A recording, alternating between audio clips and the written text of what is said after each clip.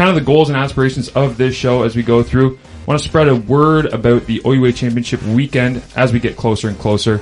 Also have fun with some of Canada's best athletes in all sorts of ways, but with a focus on basketball, volleyball, and hockey, and educate people about the people behind the star OUA athlete, like Scott Hasty. I know, years playing quarterback for the Marauders. It's we want to get to know a little bit more about you. I did not do that, but that's fine. We are going to have a segment on our show called The Starting Five, just to introduce you. And this morning is kind of a little bit of a tester version to give you a sense for what we are going to be doing throughout the next 4 weeks. We want to introduce something called the Starting Five. It's your 5 quick hits from the weekend that was in OUA action, and make sure that you understand everything that's going around. I will take the first one. The Capital Hoops Classic in Ottawa was played in front of 10,780. Is that the official number, Scott, that we got? I think so, yeah. Yeah, I believe it beats the previous all-time high, which was 10,523, which Nate Sager of Yahoo Sports let me know was during a bus strike in 2011, and it was during a blizzard. For the Capital Hoops Classic? Yeah, that's what he said. Oh wow, that's a lot of people. Yeah. That's a record for the Classic, but I think before the actual record was like a MAC Memorial game that was one-on-one against Bullion or something like that in 2004. Really? Robert Hilson, the athletic director at Brock, had reached out to me via Twitter and kind of gave me some of the details on that. So yeah, I think MAC, I think they still hold it because it was at what is formerly known as Cops Coliseum. I think it was 12,000. Oh, okay.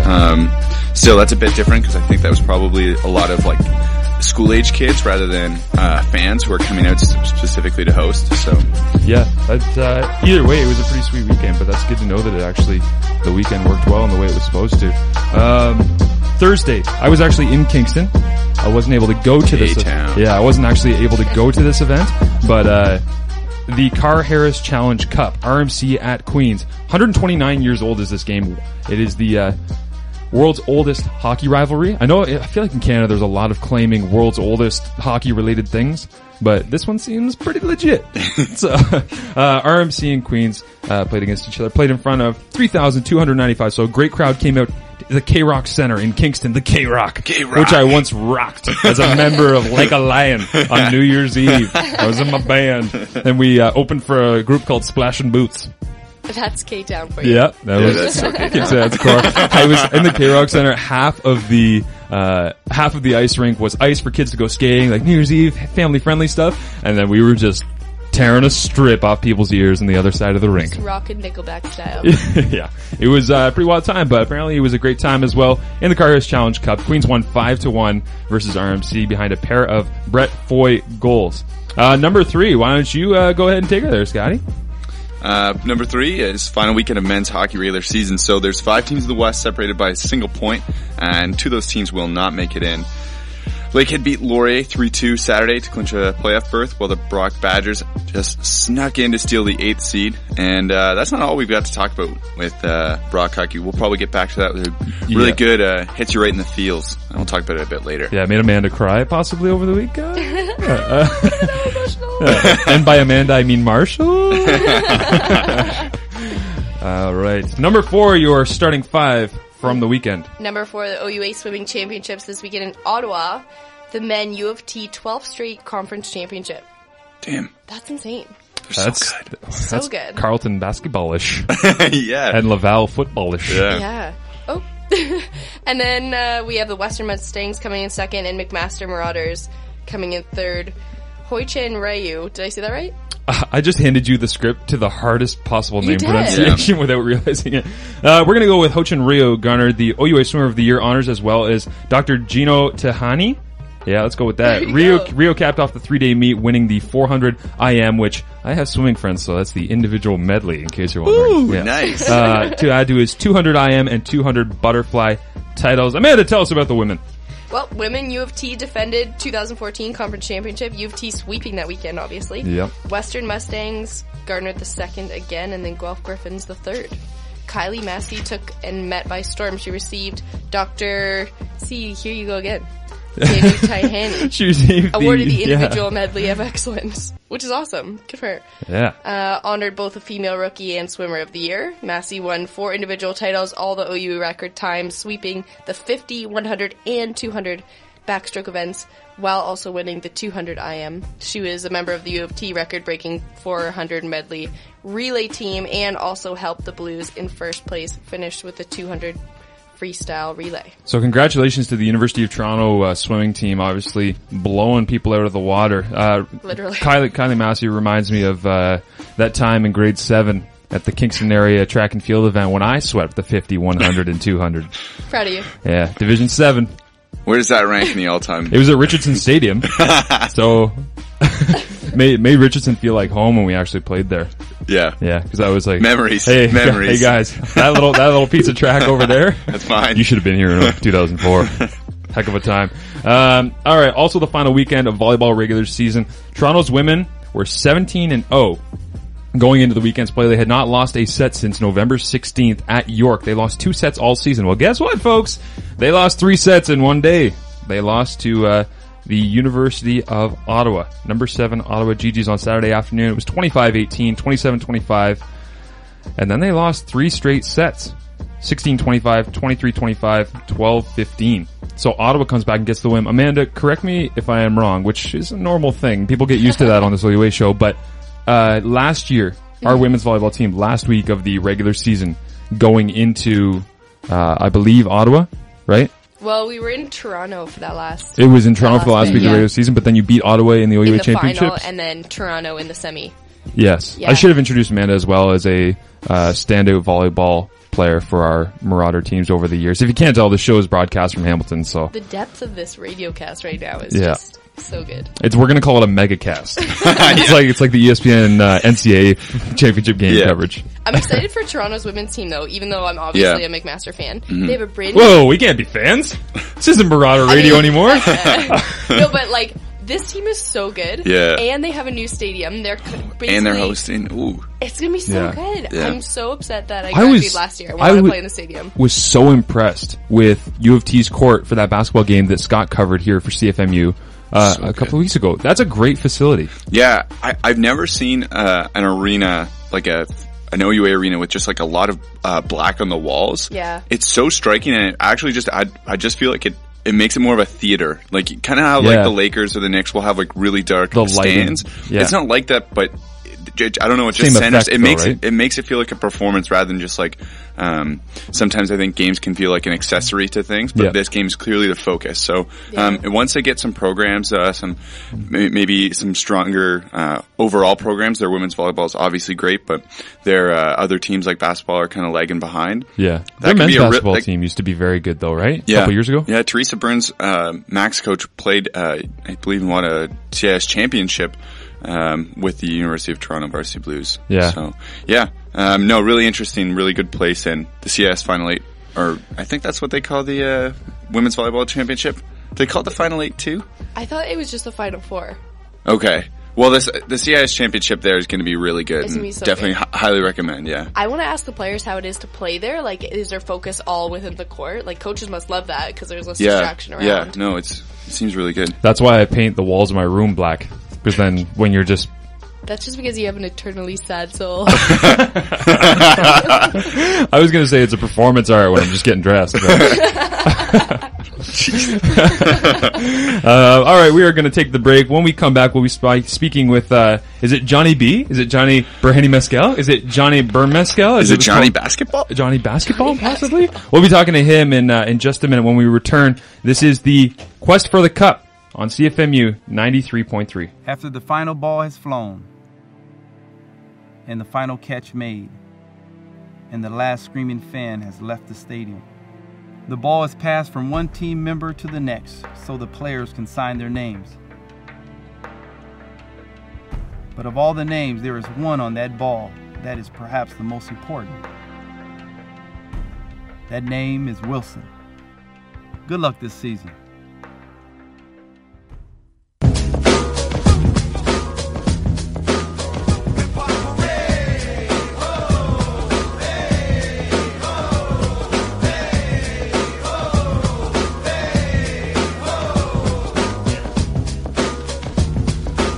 Welcome back inside the Quest for the Cup. OUA Radio here from CFMU 93.3 in Hamilton. There was a big basketball game on Friday evening that got a lot of attention. A lot of people wondering how many people would come out to the game, what the game would be like. It was Ottawa and Carleton, and very happy to have on the line right now a man who has played a major role in the Ottawa-Carleton rivalry that's developed over the last couple of years and is now, I don't want to say licking his wounds, but maybe looking forward to the next time that they get to play. I want to bring in Johnny B. Johnny, how are you this morning? I'm good. Thanks for having me, guys. Thank you for being on so quick. I wanted to ask you if you wanted to come on with us because you are the first official guest on the Quest for the Cup OUA radio show here from CFMU.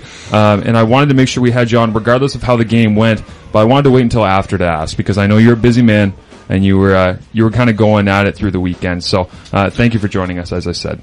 No problem.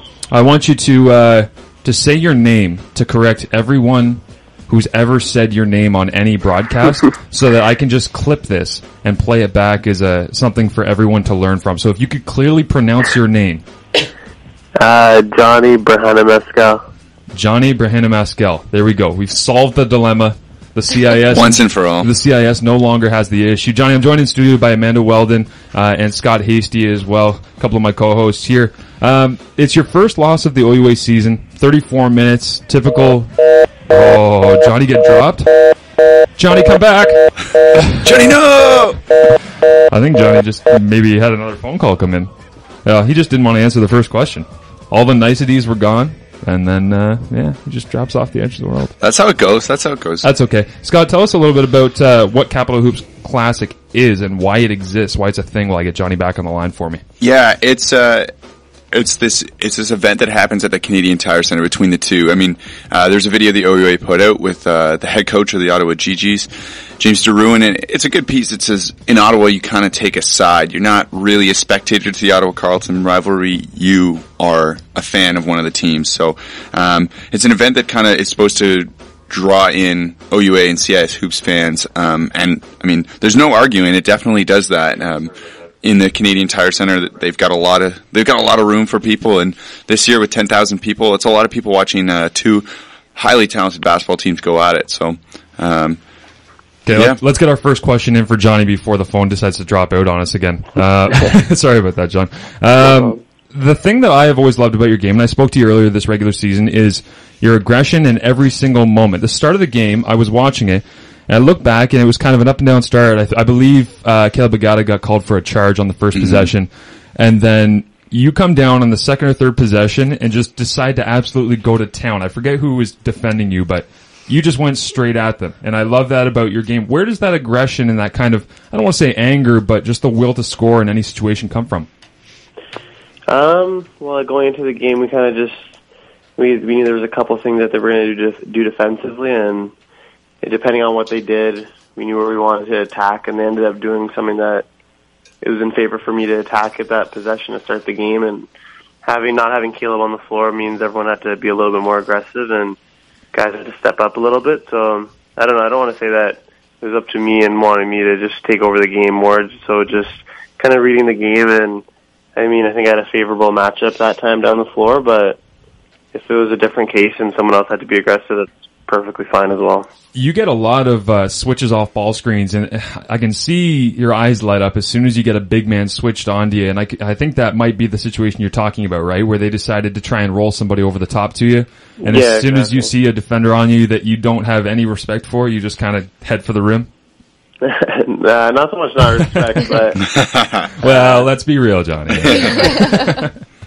I wanted to ask you too about secondary scoring. As a guy who has led this Ottawa basketball team after being kind of a walk-on and fighting your way up through the not only OUA but CIS ranks and getting your own respect, do you ever worry about secondary scoring? Because you had 28 on Friday, 10 for 17, like I said, and then the other starters for you had 11, 10, 8, and 6. Like, there's not a ton of balance, and that's not necessarily a question of your ability to lead those guys in any way, because I know a lot of the time, the workload might fall to you just based on availability situation otherwise, but do you ever worry about trying to, not involve everyone else like Kobe Bryant, who just doesn't pass the ball? Because I know you're a great passer as well, but what do you think about secondary scoring and how it affects your team's game plan? I think it's huge, and to be honest, like, Caleb kind of got I'm not going to say screwed over, but it would have been nicer to have him in the game for more. Right. Those 2 early fouls, right? Yeah, he's used to playing over 25 plus minutes, and it's hard to find your rhythm when that happens, but I mean, something that we'll look at for sure and see how we can get guys involved, and whether that's me taking less shots or seeing if there's other places where we can attack on the floor that will keep the offense, stagnant at times, and a little bit more movement will probably make us a little bit more of a threat, to be honest. Right. Johnny, when you're playing in a situation like this, like there's so many people there, so many people watching, it's a passionate game. How does that affect your game, or does it not at all? Are you just kind of zoned in on what's happening? I mean, it's special, and being a part of something like that was so special in front of family and friends, and the amount of support that we've gotten is huge, and you kind of just got to embrace it, and you got to love it, because you might not ever play in front of a crowd like that ever again, to be honest. So, I mean, we kind of just soaked it in, and it's a little bit nerve-wracking, but once the ball goes up, you kind of just try to zone everyone out and just play your same game. I don't know. I've heard about some pretty crazy games at the YMCA in Ottawa where there's 10,000 that come out. Yeah, that gets heated too. How many points do you drop in a YMCA game in the summer when you're bored? Not so much. They get locked up. Lockdown defenders at the Y. It's the overweight white guy with the thick headband from the 80s and the high socks. He locks you down. Glasses, goggles. You've played Carleton so many times in your career, and you've gone through the battles, the ups and the downs. Every year it's become kind of the saga of CIS and OUA basketball. How much film work goes into a team that you know so well? Hours and hours and hours. Still, even though you know them so well, eh?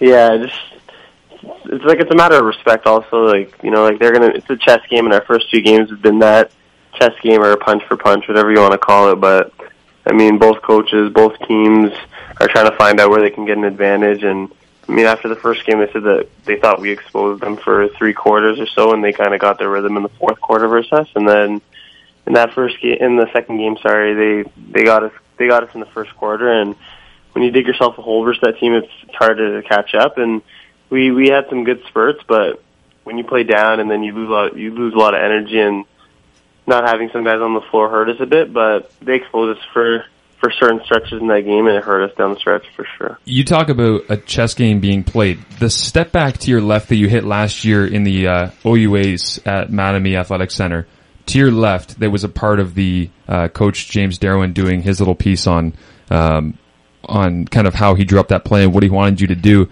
In the first game that you played this year against Carleton, it looked like you went to the same step back to the left, and you stepped through and hit the game-winning shot coming through. Was that part of the chess game where you thought that Tommy Scrub might know your best available move one-on-one, and you decided to play off of that tendency and step through, or was that just a heat-of-the-moment kind of thing?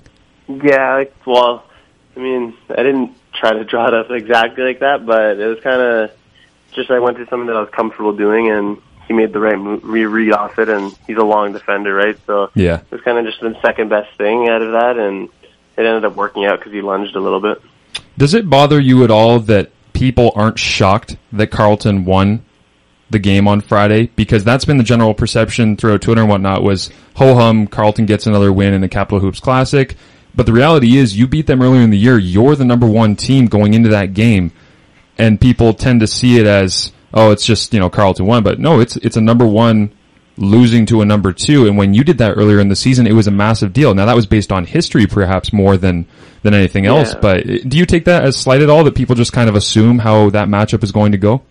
It's definitely motivating nonetheless. And I mean, I think that's what's helped us get over the hump the past couple of years and be able to compete with them more recently. But I mean, their history speaks for itself, and you have to respect it, obviously. But obviously, those losses are emotional, and you just want to make sure the next time you play them, if you do, that you're ready as much as possible. So I mean, people are going to say what they want, but I mean, if we were listening to what everyone was saying, then our team probably wouldn't be here today. So, perspective for the rest of the season, you have a few games left, and are you kind of thinking about the next time that you're going to see this team, or do you think that your team is going to be able to transfer onto the next matchup right away? Or are you going to just try and keep on getting better and playing that number 1 game that you played when you beat them that first time in the season?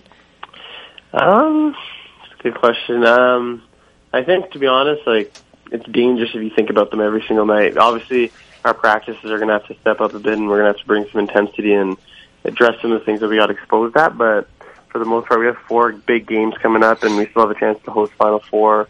And then even if we do host Final Four, Carleton right now is in second place, so we wouldn't even play them in a game to clinch national. So, I mean, it's dangerous thinking about them completely because there's going to be 5 other teams or 6 other teams along the way that want to beat us just as bad. And if you overlook that, you don't even get a chance to play Carleton again. So I'm not going to think about them too much for the next couple of weeks and just focus on who we have at hand right now. Definitely. Just take the frozen ideology. Let it go. Let it go, Johnny. It'll come back to you, okay? When you love something, you let it go and it comes back. Exactly. Last one I have for you, because you've been very gracious with your time this morning. Just want to ask you, you've gone through a ton as a guy. You're one of those classic university athletic stories where you fight your way up through the system, you kind of become a star, and then you go through the ups and downs as a star of a team, winning, OUAs, losing at CIS's last year, then winning this year on your home court against a team that you haven't since, in the regular season a long time. When you go through ups and downs like this and you become a veteran guy and you lose a game in front of as many people as you did and with the amount of national spotlight that you had on Friday evening, do you talk to the younger guys and kind of give them a senior moment where you say, you know what, I've been through a lot worse than this, and be thankful that you're in the position you are and that you have a chance to get to play Carleton again? Or do you talk to the younger guys at all about it?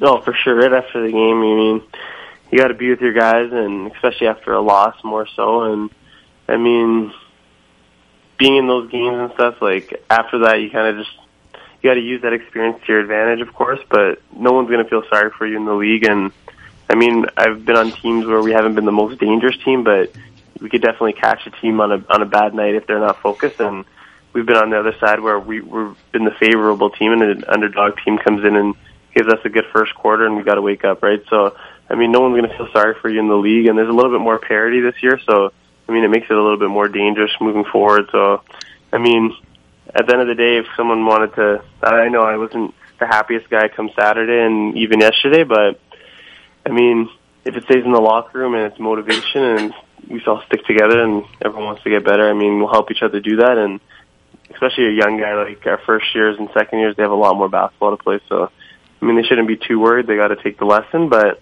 at the same time, they shouldn't put the shoes up and call it a year, that's for sure. And it takes a lot of character to join us after I know it's been a tough weekend. As I said, I wanted to talk to you after the game because I knew that you're one of the athletes I know that when you're talking to the media, you just say it the way it is, and people like us really appreciate that, even though I used to be a former athlete. So I know how it is after some tough losses, because Ottawa beat me and prevented my perfect season this year in the regular season, but it's all good. I lied about the last question. Really quick for you, though.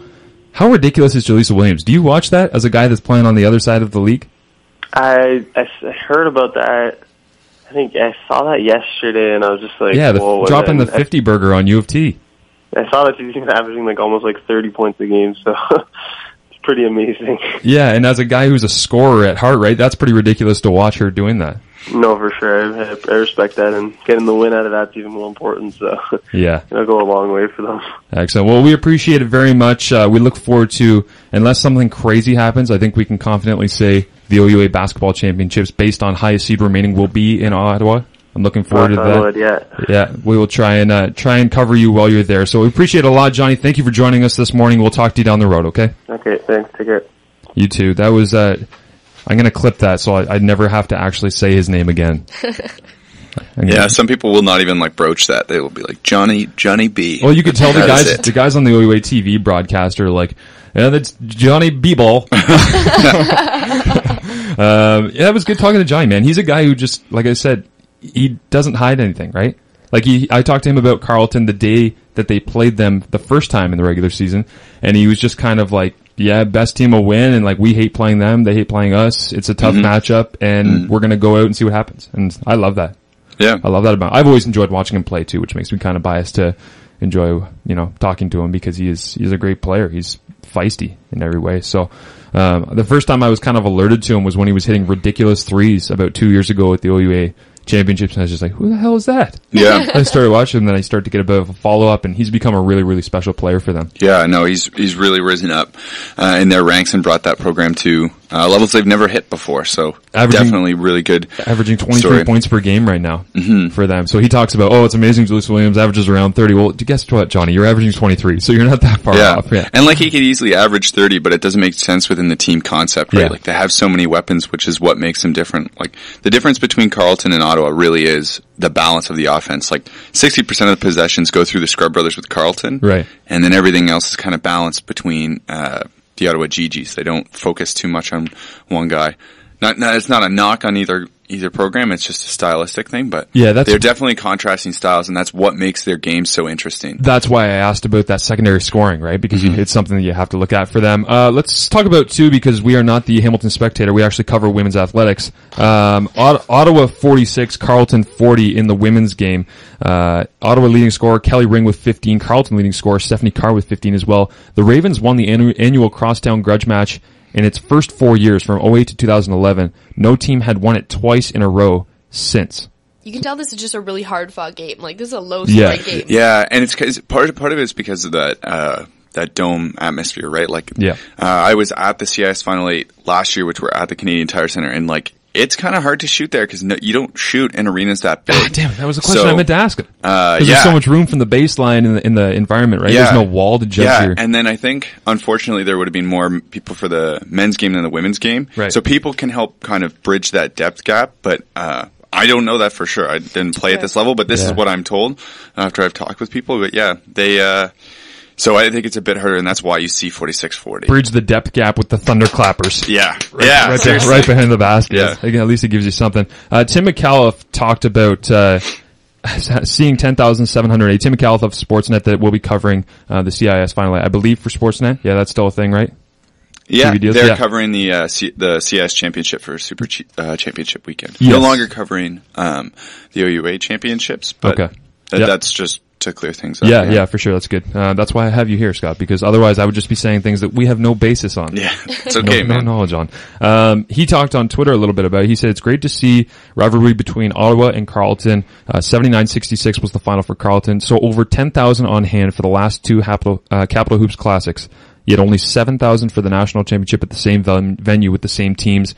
I think the CIS needs to take a good hard look at why and how. And that's a debate we could have for the next half an hour, but in 30 seconds, kind of what are each of your ideas about why that is the way it is?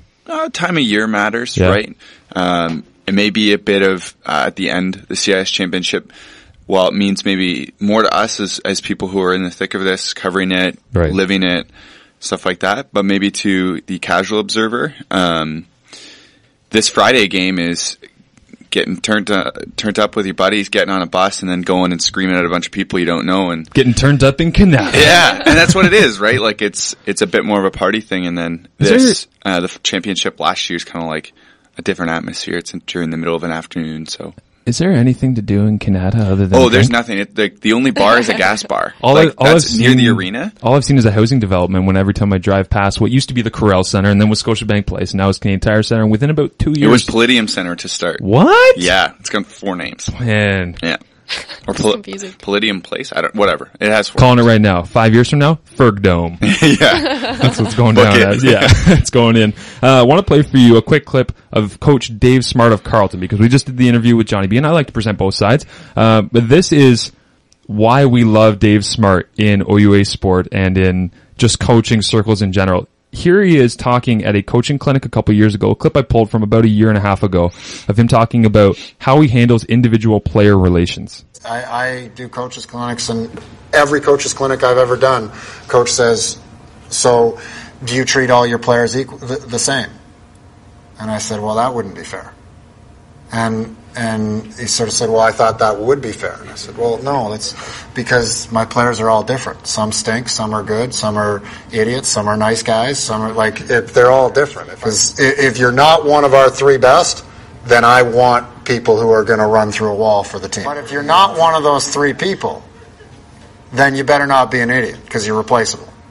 just know who you are. I mean, don't come to me and say, why does so-and-so, why can Richard act like an idiot? I mean, he's really good, that's why. And we're going to try to change his attitude. That's how I feel about the Seahawks. Seahawks. Why won't you let me look at it? Because why would I waste my time changing your attitude when I can find someone else just as good as you who already has a good attitude? It doesn't make sense. And again, it's a case of you can't treat everybody the same.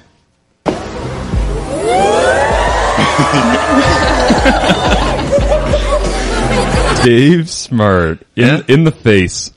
I love him. It sounds harsh, but it's so true. It's so if you, true. I was going to say two athletes, and I spent some time around coaching circles. Like, why would you? It's simple. It's like a job. Why would you? If you're a grandparent listening to this show right now, you're going, that Dave Smart is such an awful man. But if you actually think about it in coaching terms, you're going, damn, he makes a lot of sense. Yeah, even employability. If you're average, if you're replacement level, don't act like an idiot because I'm going to replace you. Yeah, it's really simple, and I don't know why sport would be different. Yeah, I can attest to the fact that when you don't have much skill and you're not willing to run through a wall, your basketball career is over. So that's pretty much it. Yeah. We're going to take the break. When we come back, we'll be talking a little bit with someone from Brock University. Jeremy Knight works in the athletic department there, and he was a part of the Do It for Doczy night. We might have to get a name pronunciation correct on that one as well. But you are listening to Quest for the Cup on CFMU 93.3.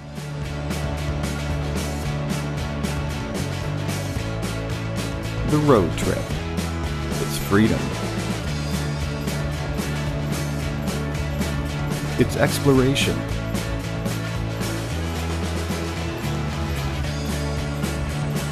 It's about new experiences. And this road trip has been brought to you by Pioneer Bonus Bucks.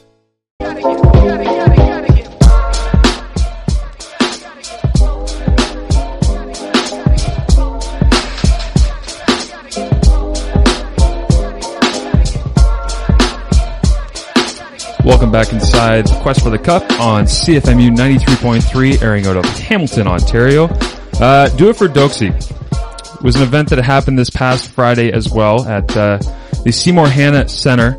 It was Do It for Doczy night. In case you're not familiar with the backstory, maybe Amanda or Scott, tell us a little bit about the backstory on why this event exists and kind of why it's important to bring up on this show.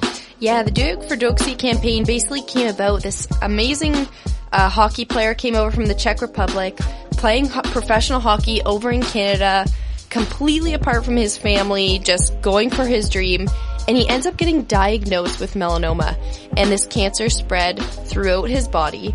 And the problem was he also wanted to go forward with schooling, and he wasn't exactly covered for all of his treatments. So the Do It for Doczy campaign raised money so he could get the right treatments to cover all of the treatments that he needed. And this melanoma spread throughout his body, to his lungs, to his brain, to his lymph nodes. It got really insane. So this is kind of a comeback story about a player and a person who is just described as a true competitor. So we have Jeremy on the line. Yeah, we have Jeremy Knight, who is the, I call him the eyes, ears, and voice of Brock Badgers athletics right now. He is hockey and basketball play-by-play, also works in the Brock athletic department. Jeremy, how are you this morning? I'm great. Thank you guys for having me. Anytime, buddy. We wanted to get kind of your perspective as someone who is local in the area and has been around both of these teams in the events. You have done hockey play-by-play previously and been around the team. So maybe paint the picture a little bit for us, what it was like on Friday evening. Absolutely. So as soon as this campaign really took off around early mid-January, this one game was targeted on Friday night, and the hope had been that Brock would secure a playoff spot before then, and then this night would be all about Milan. It ended up going the other way, and the team didn't win a game in January. So Friday night was the last home game, and it became do or die for making playoffs. So on top of this big fundraiser for Milan, it became a rallying point for the team. And leading up to the event, community members were really hyping it up. We were expecting a big crowd. It ended up being over 1,100 people showed up. Wow. Which is really good for Brock hockey. And then on top of it, a couple hours before the game started, Milan received the good news that an anonymous donor had agreed to pay for the rest of his treatment that hadn't been covered yet by the fundraising campaign. So then he was able to go in the locker room ahead of the game, tell the team the good news, and it ended up rallying them. They won, I believe, 7-2, and it helped them clinch a playoff spot. So the event really helped the team on the ice just as much as the team is helping Milan through this really tough time in his life. I bet you could probably have that feeling throughout the whole stadium. I mean, everyone in that stadium, if I was there, I know I probably would have been in tears, but I'm just one of those mushy type of people. But was it just electric throughout the whole stadium? Yeah, I imagine the rink was pretty emotional, was it not? It was, and Milan did the ceremonial puck drop before, and that's when they announced to the crowd who had already filed in about the anonymous donor. And our PA announcer, Rod Mahood, who does the Ice Dogs, and he's one of those consummate professionals, he started tearing up when he was reading the announcement, and I think that really resonated with everyone in the arena. The best way I could probably liken it to anything that I've seen happen before would be Saku Koivu night at the Bell Center in Montreal. Different circumstances, of course, but it was one of those feelings where everyone felt this connection to the guy on the ice, and, you know, at the same time, he is a university student, and I think that's one of the reasons why this campaign really hit home for a lot of people, because he's just like anyone else. He's a 25-year-old undergraduate student. He just happens to play hockey as well.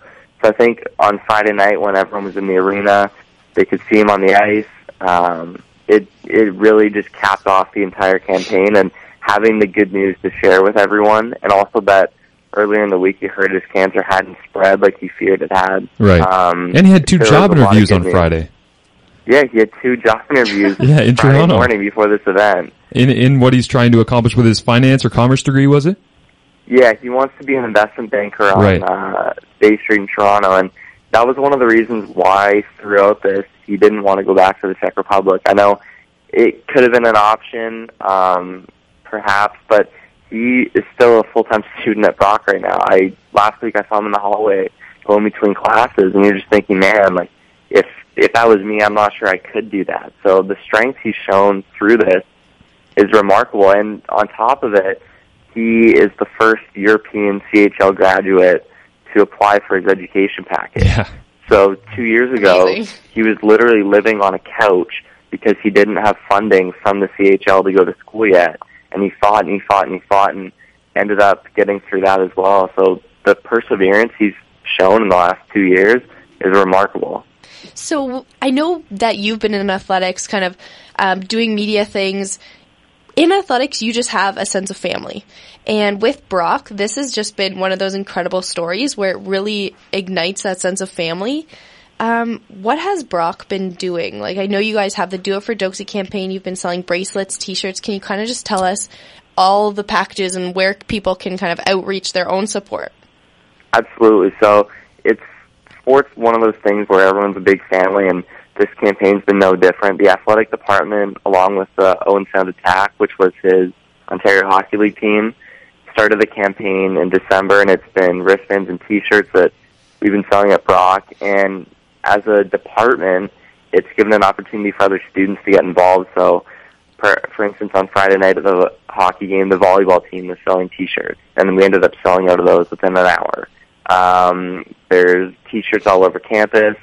The university's actually selling them as well, the wristbands. Everywhere you look, someone's wearing a wristband or a t-shirt. The campus bookstore has one too, the t-shirts for sale.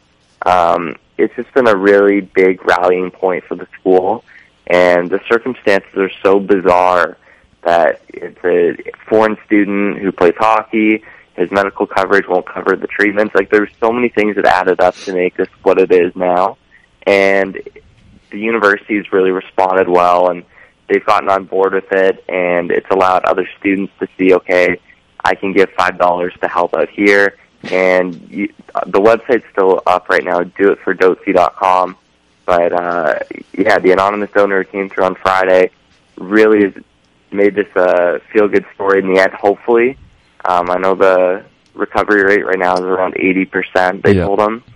So hopefully that obviously works out well. But in the meantime, there's still bracelets available online to order at Owen Sound Attack games. I think you can buy them too, and of course at Brock. Yeah, and it seems like Brock and first of all, you should tell us what your Twitter account is, because it follows a lot of different things happening at Brock Athletics.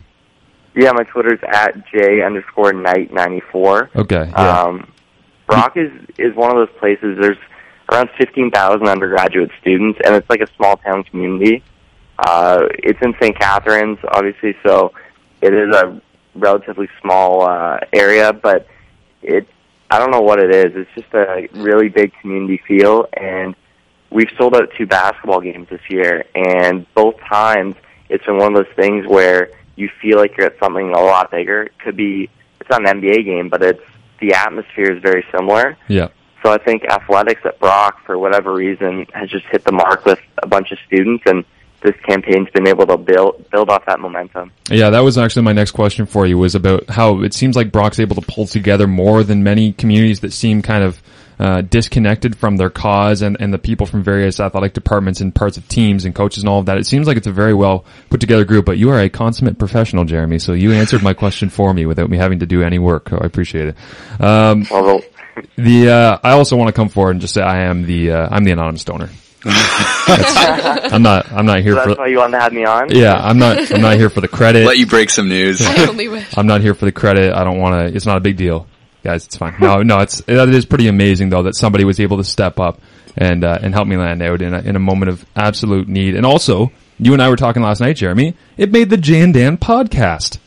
It did. I think that's probably the biggest media coverage that Brock's ever had, aside from Mike Hasty, brother of Scott Hasty. Yeah, no, I can't remember a CIS school or anything getting name dropped on the Jane Dan podcast before, but the media coverage from this was incredible. And when you search up something on Twitter, and a couple days after stories happen, usually it sometimes shows up. But if you look up Milan Doczy right now on Twitter, there's still articles being retweeted and posted.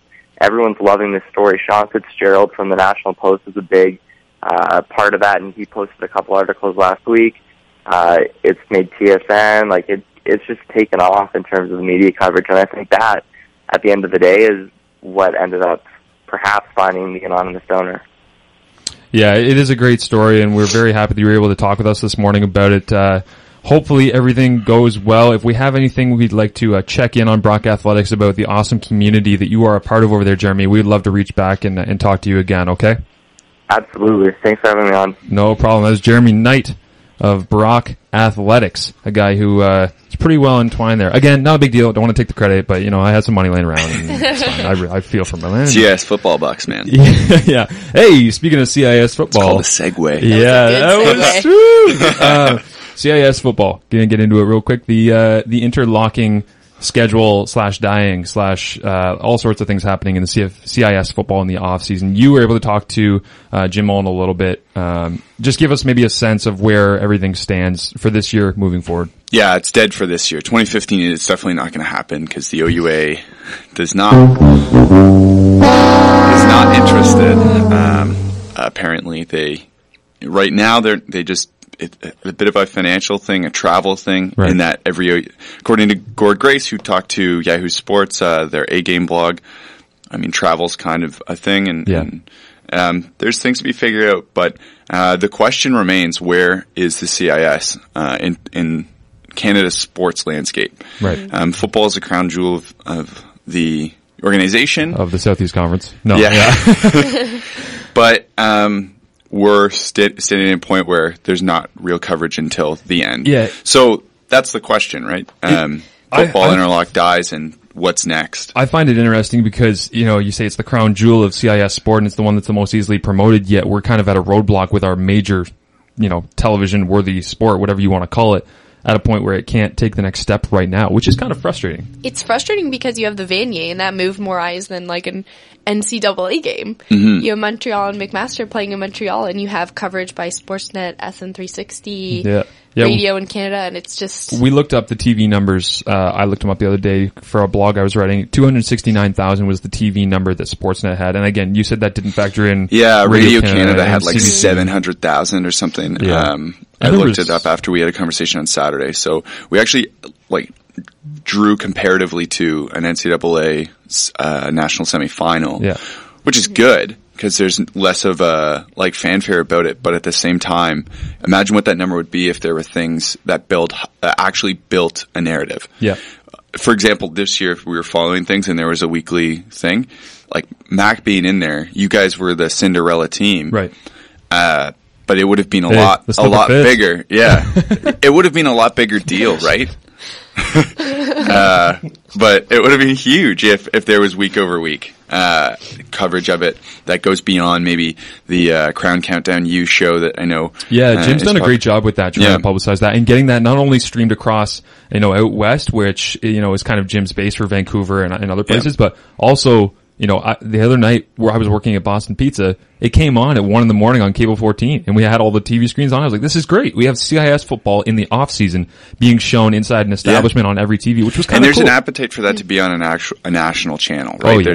And that's something I talked with Jim. Right? Yeah. I talked with Jim last night for about an hour about everything. But yeah, the question remains, right? Where is the CIS going from here? Because when they shoot something like this down, it shouldn't be a end of conversation. It should be something that, well, maybe if the idea doesn't work for the parties that are impacted, it should not work because they have something else in the works rather than they just don't like it. Yeah, we hope that the conversation continues on it. That's kind of the quickest synopsis we can do of that. Yeah, it's honestly, it's a topic that we could talk for an hour about, but there's a lot of other sports that need to get their publicity. And Johnny B and the Do It for Doczy campaign this week, 2 great interviews, 2 great guys to talk to. Football Interlock will be around for quite a while as a discussion point. I think we can tackle that in maybe June 20th when there's I'll pencil it in, man. Okay, yeah, please put it in your scheduler. We're going to take the break. We'll be right back to wrap up the show for you. This is Quest for the Cup on CFMU 93.3. Time. It lets us plan to dream, plan to learn, plan to succeed, plan to invest, plan to enjoy, plan to help, plan to leave to others. The Plan by Investors Group, helping you provide for the people you care about, now and over time.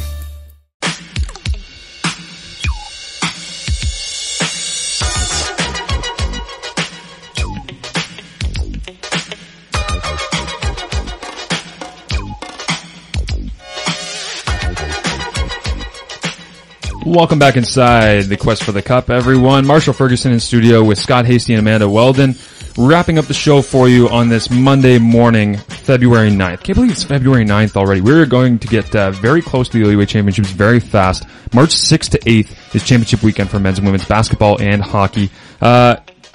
In the meantime, though, something that's going on right now until I believe February 14th, Valentine's Day, which next week will be our Valentine's recap. So we'll give you all the down low on OUA 11. All the team stuff. Yeah.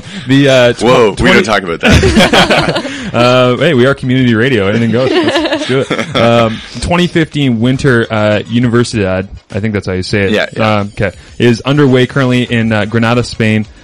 Beginning in 1928, it's primarily a skiing event. It is evolved into involving tons and tons of different nations. Competitions include alpine skiing, snowboard, figure skating, speed skating, curling, and ice hockey. Tons of OUA talent is represented. Women's hockey roster has eight players from the OUA and 1 coach. It is Jim Hunter, the assistant coach in the Windsor Lancers. We also have Nicole Casteras, the goaltender from the U of T. Laura Booker, I believe, is the captain of Laurier's fantastic women's hockey program. She's forward. Jessica Finkel from Brock, Jennifer McKnight from Windsor, Morgan McAfee from Queens, and Brehan Pulsey from the Windsor Lancers, and Caitlin Gosling from seriously. Not the related to Ryan Gosling or the wife, don't worry. But she plays defense at Western University. Last Wednesday, Canada beat Kazakhstan 7-1 with those OUA ladies in action. All 3 first period goals scored by OUA athletes. What up?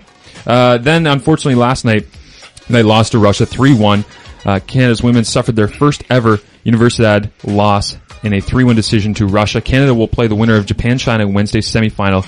It unfortunately was a 22-game win streak at the Universidad that they lost, but still a bright future for them. And it's nice to see some OUA talent in big numbers going across the pond, and in women's sport. Yeah, and women's sport, right? And it's really cool. And this is honestly the idea I have with this radio show, the Quest for the Cup, and any OUA coverage that we do is, when you think about it from a large to a small perspective, the OUA is like the mini Olympics. For sure. Like, we might have to just keep a medal count. Should we, continue to do this next year if the OUA wants us, because we'd like to keep it. But if they would like to, do that, I think it'd be cool to keep a medal count across all sports.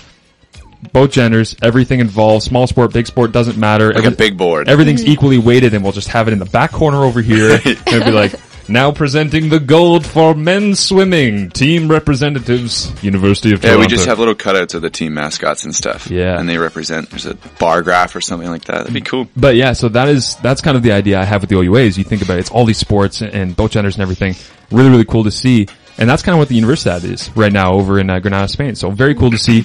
But hockey is not the only sport. Hockey. Yes, the puck is not the only sport that has OUA representatives. Women's curling, also, there are 3 athletes from Carleton and a coach as well. Jessica Armstrong, Lauren Horton, and Lynn Kravatsuk, and Coach Douglas Kravatsuk. Good. They are, they are representing their, Lynn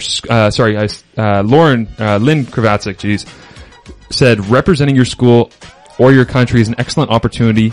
You want to do everything in your power to represent your school and your country well. And the women's curling team, as of right now, is 5-0 going through the tournament. So, Lynn, that's pretty good representation. Yeah, I like that a lot. And that's my take. It's really cool too that they fight through the season in their OUA teams, and then they get to go across the ocean and compete in Spain.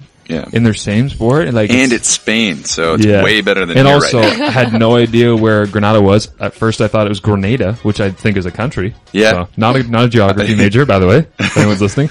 But yeah, I looked it up. It's in the south of Spain. Like, it's damn near the Sahara. Yeah. Just doing some curling in the Sahara. Yeah, exactly. And I know that I believe the downhill skiing events are being held in different location. Off the top of my head, I forget where, but Sochi, Russia. Yeah. A year later, Sochi goes from the Olympics to the universe. Man, I don't want to get into Sochi right now. We could talk about that for an hour. But that's pretty cool that they get to go over and compete in that. So, congratulations to them for earning the chance and for being 5-0. And the last OU athlete right now, Megan Farrell, snowboarding, parallel giant slalom. She goes to Queens. You can follow along how our Canadian athletes and our OUA athletes are doing on Twitter. Go at CDN Universidad. You can just follow them also through the CIS Twitter handle, because don't try to guess how to spell Universidad based on my pronunciation, because I'm a terrible phonetics major. So that's all good. Anything else you guys want to add before we wrap up here? It's a nice first week. Yeah. Yeah, good. No, solid stuff. I don't know, good week, had a good weekend to start, Yeah, Capital definitely. Hoops, There was some big the events. U of T upset for women's volleyball. Yeah. The Doczy, pardon me. Yeah. It's alumni weekend too for all of volleyball. Yes. Yeah, Marauder weekend, we had that. That was a good event. Saw lots of people I used to cover and all that stuff. So yeah, good weekend to start. So hopefully we can keep the momentum going. Also, there'll be a video podcast of this if anyone would like to watch it. Scott, quick, stand up, turn around towards the camera there if you could, and just show us how many buttons are undone on your button down. Don't undo another one. It's just Come one. on. It's a just community one. radio, but it's a family show. Yeah. My mom's gonna watch this, so. I know.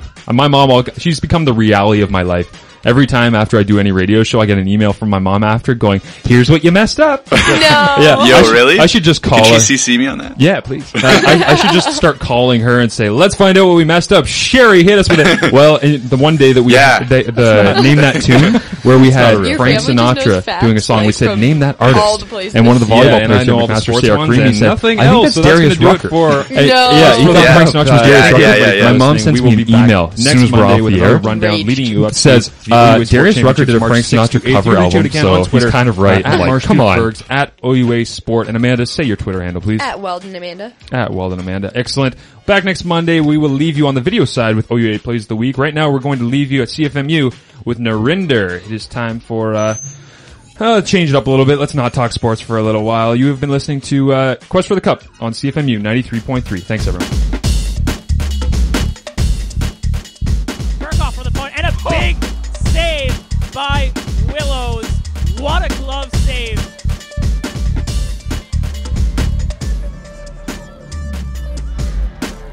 Just getting her hand on it, and they get it back across the net to York. What a strong effort that was, Nick. What a point.